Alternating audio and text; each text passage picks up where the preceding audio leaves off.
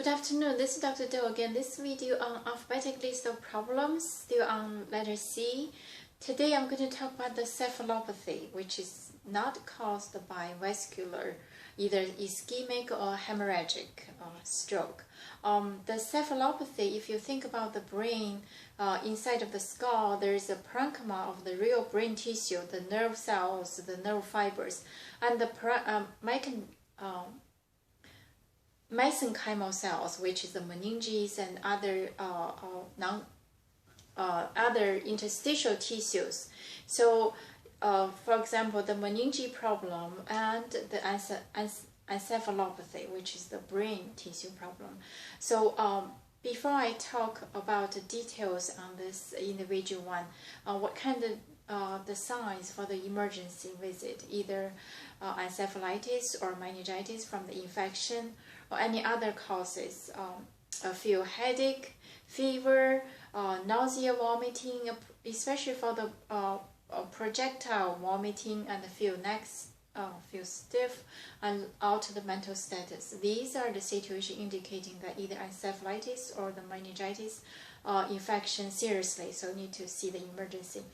Or for the older people, could be the vascular cause that was in the previous video on the stroke. So I'm not going to talk that in details, but just remind you the warning sign for the call the emergency as soon as possible.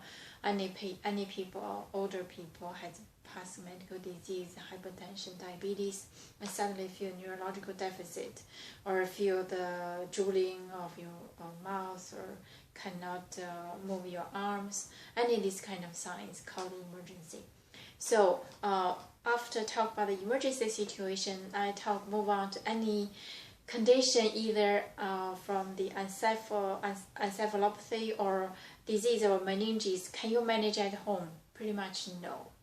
Because this, we know the brain is one of the most precious, important organ. So regardless, even though it's not emergency situation, whatever the cause for the brain problem, or either for the cephalopathy, either encephalopathy or disease or meninges, you need to see your physician to get diagnosed, to get exclusion or diagnosed, and to start to treat. So let's break down to the into the meninge problem, and then the parenchyma brain tissue brain disease. So like meninges, it's a 3 layers on top of the brain tissue. There is a dura mater, the arachnoid mater, and also the pia mater. These 3 layers are serving to protect, to insulate. Of course, it could have problems. We all know the meningitis is quite well known, quite common. Could occur in young people or older people. The most common bacteria, Neisseria bacteria.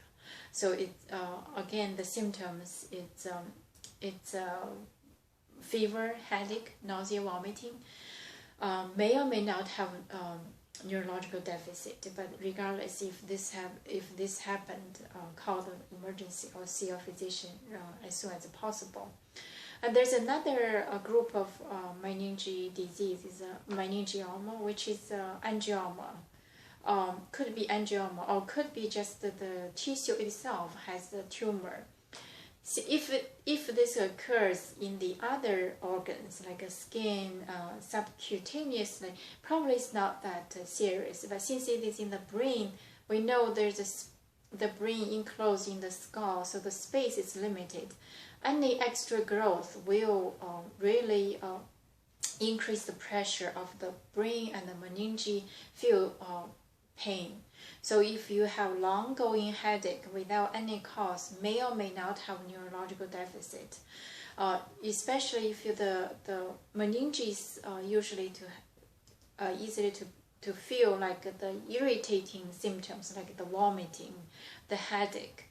So if that's the case, go see your physician. May or may not have fever, but that indicated if you have headache associated with vomiting, in addition to the eye disease or any other disease, might indicating the meningeal cause. So see your physician to diagnose or to exclude the meningeal problem. And in terms of the parenchyma tissue of the brain, encephalopathy could be the infection, could be the degenerative, could be the autoimmune. The encephalopathy could happen in the nerve cells. Again, the nerve cells has the body and also the fiber. So either of these structures has any problem, then you will feel neurological deficit. For example, the multiple sclerosis is quite common, occurring in young people, male or female, particularly young female. This is the autoimmune disease attack the nerve fiber, the myelin. So the nerve fiber, if you imagine like an electrical cord, the wire wrapping on the outside layer are the rubbers serving as insulation. This is the same idea applied to the nerve fibers. So the myelin cells, the myelin is kind of lipid tissue around the nerve fiber to insulate, to protect, and for the signal transduction. So if these autoimmune disease or after the viral infection, those myelin can have undergone degenerative or damaged. So the nerve fiber, the signal couldn't transmit in a right way efficiently or cause the local inflammation. So the characteristic of this multiple sclerosis is time and location always different.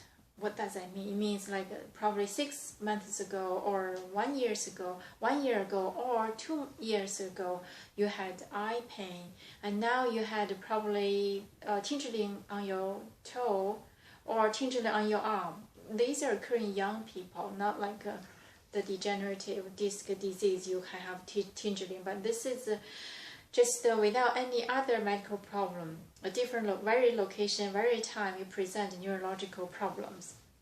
So if that's the case, you need to see your physician.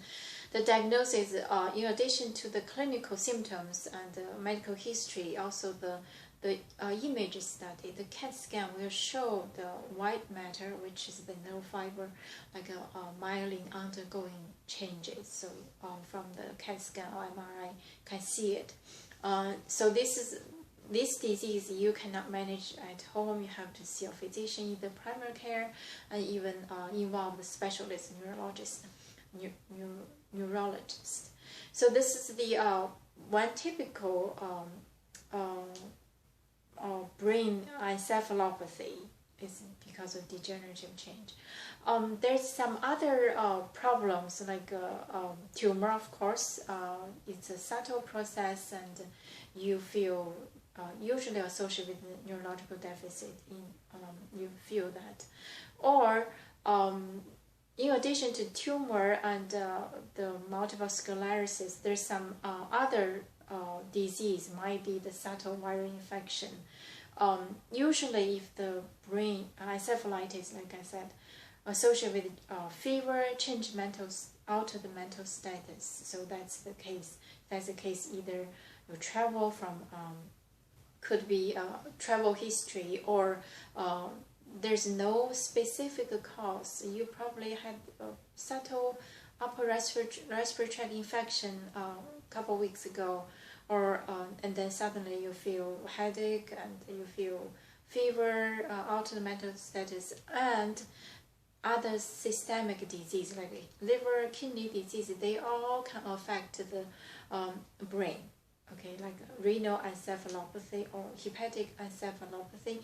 So for those people, since you had the chronic disease, your physician probably already alert you. These might occur to you if you have the brain problem, if you change your mental status because of this systemic disease. You need to visit emergency. So I'm sure your physician already talked to you about that. So this is a very briefly introduction of introduce the brain, the parenchyma, the mesenchymal, and the related disease, and what kind of situation you need to visit emergency room, what kind of situation you need to call your physician, what are the signs. It seems subtle, for example, the multiple sclerosis, but it's kind of subtle. But if I hope after this video you might think, just pay a little attention for yourself, and if whether there's some problem like this, then you visit your physician, get it checked out, and make sure everything is going well. So this is a video again without any script. I just thought about the brain and the cephalopathy. I presented here. Hope it helps, and thank you for watching. I will see you next time.